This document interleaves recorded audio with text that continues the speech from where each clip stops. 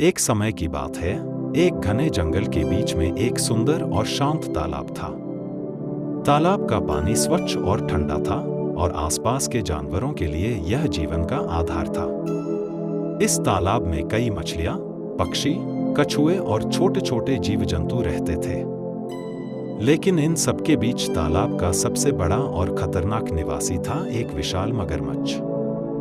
वह मगरमच्छ अपने आकार और ताकत के लिए जंगल भर में प्रसिद्ध था। मगरमच्छ का नाम भयकार था। उसका डर तालाब के हर कोने में महसूस किया जा सकता था। सभी जानवर उससे दूरी बनाए रखते थे। भयकार दिन के समय तालाब के किनारे धूप में लेटा रहता और रात के समय शिकार की तलाश में पानी के भीतर चला जाता।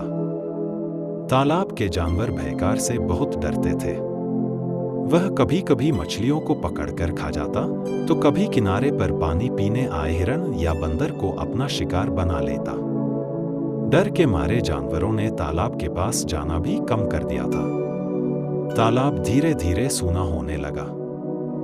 लेकिन तालाब के जानवरों को यह बात खलने लगी कि भयकार की वजह से उनकी आज़ादी छिन गई है। वे हर समय डर के साए में जीने को मजबूर थे। एक दिन तालाब के किनारे रहने वाले कछुओं, मछलियों और पक्षियों ने एक सभा बुलाई। सबने सोचा कि अगर यही हाल रहा तो तालाब में रहना मुश्किल हो जाएगा। सभा में सभी जानवरों ने अपनी अपनी राय रखी, लेकिन कोई भी ऐसा उपाय नहीं सुझा पाया जिससे मगरमच्छ से छुटकारा मिल सके।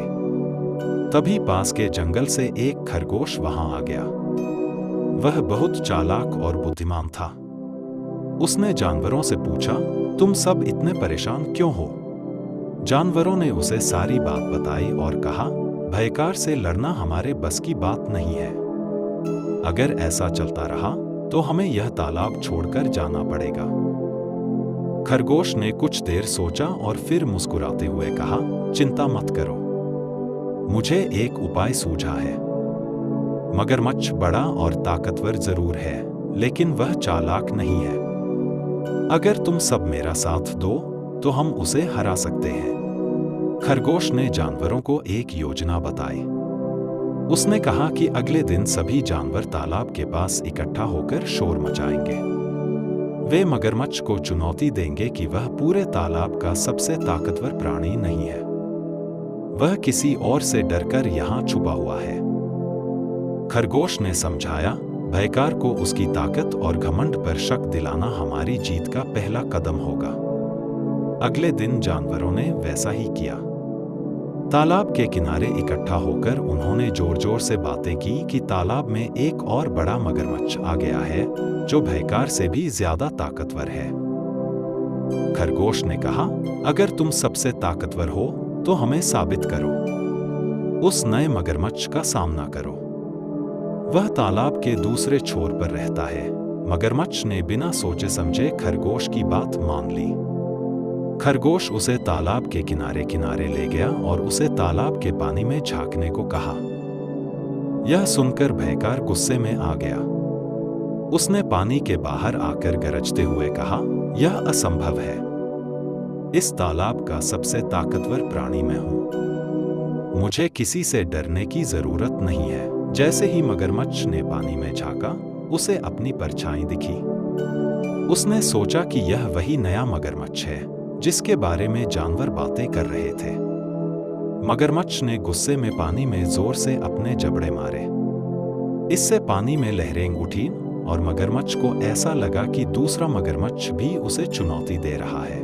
भयकार ने बार-बार पानी पर हमला किया, लेकिन हर बार उसे अपनी ही परछाई दिखाई देती।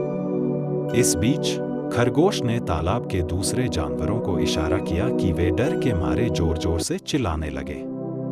जानवरों ने कहा, देखो, नया मगरमच्छ कितना ताकतवर है। भयकार उसके सामने हार रहा है। यह सब देखकर भयकार को लगा कि वह हार रहा है। वह थक कर चूर हो गया और समझा कि अब तालाब में उसके लिए कोई जगह नहीं बची। उसका आत्मविश्वास टूट गया। उसने तालाब छोड़ने का फैसला कर लिया।